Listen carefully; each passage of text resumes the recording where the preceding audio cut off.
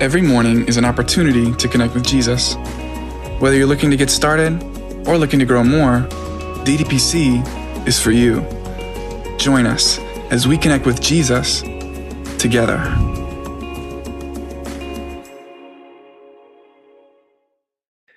Hello and welcome to episode number 1428 of Daily Devotions with Pastor Chris. You have reached us on Tuesday, August 4th. It's our second day of this week and 2026. So episode 1428. And it's also our 63rd installment of the book of Revelation. We are in Revelation chapter 16. Today will be the third part of this teaching, and man, this is a triumphant turn. So watch this. Let's start with Revelation 16 verse 17, and we'll go through 21.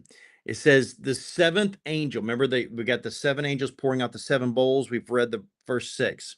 The seventh angel poured out his bowl into the air, and out of the temple, remember the temple was, there was God had shrouded it with clouds so you couldn't come in or out.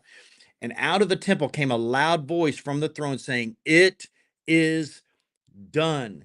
And then there came flashes of lightning, rumblings, peals of thunder, and a severe earthquake. No earthquake like it has ever occurred since mankind has been on earth. Now that's saying something, church.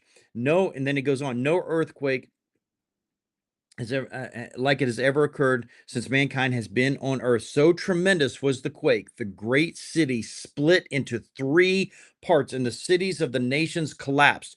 God remembered Babylon the Great and gave her the cup filled with the wine of fury of his wrath. Every island fled away, and the mountains could not be found. From the sky, huge hailstones, each weighing about 100 pounds, fell on people, and they cursed God on account of the plague of hail, because the plague was so terrible. Okay, now where I want to focus on is in verse 17, when it says, the seventh angel poured out his bowl into the air, and a loud voice came from the throne, said, "It is done." These three words may be among the most triumphant words in all of Revelation. It is done. Tetelestai. These are the words that Jesus spoke on the cross. It is finished, right?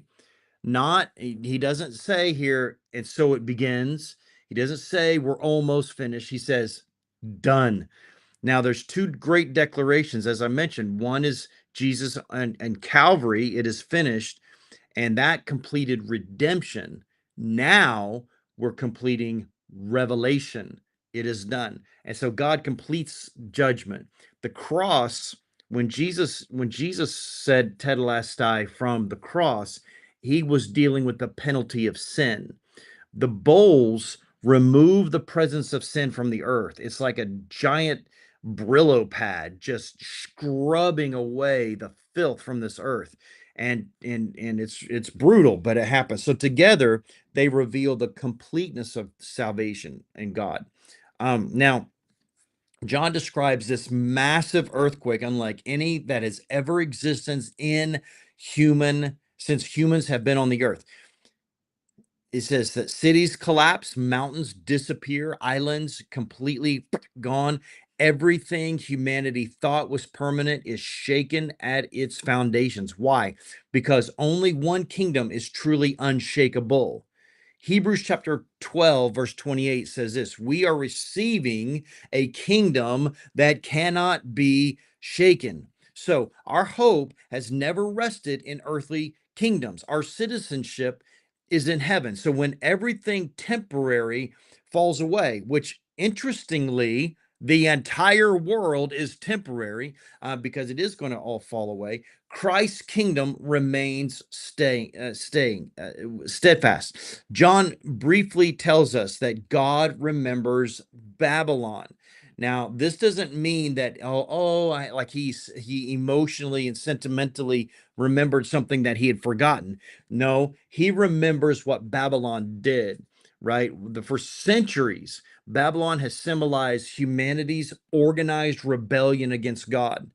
From the beginning, at the Tower of Babel, the to the final words that of Christ, this world system that has been so against Christ, anti-Christ, God now brings all of that rebellion into its appointed end. And so every empire apart from God will fall. Only Christ's kingdom will last forever, ever. And even then, one final tragedy remains. Despite everything they have witnessed, I mean, think about the magnitude of what we're saying here. Everything that humans that have been here through this tribulation are witnessing, they cursed God. They cursed God. The chapter ends by showing us just how deeply sin has corrupted the human heart.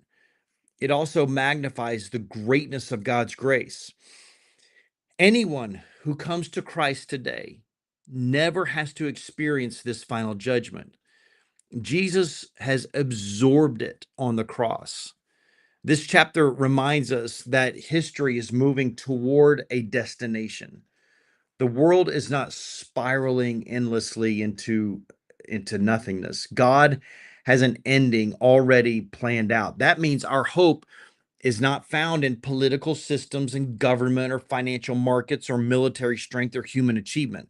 Our hope is in Jesus Christ. This entire, remember, the revelation of Jesus Christ, the first 5 words of Revelation, that's what this is about. He knows the story from beginning to end. And because he does, you can live without fear. So at the end of this horrific chapter, we can conclude that God finished what he started. He said, it is done. He finished redemption at the cross. He will finish judgment at the end of history, and he will finish his work in you.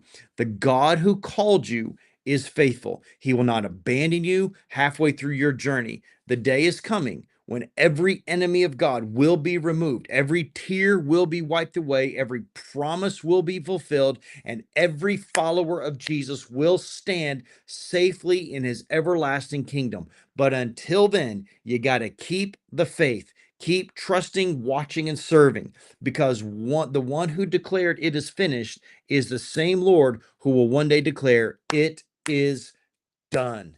It is done. That for us is a blessing.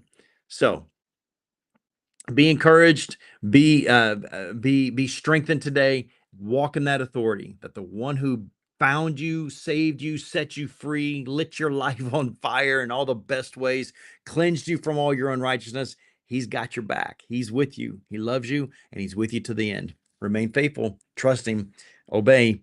All right, guys, God bless. Have a wonderful, wonderful day, and I will see you tomorrow. Bye-bye.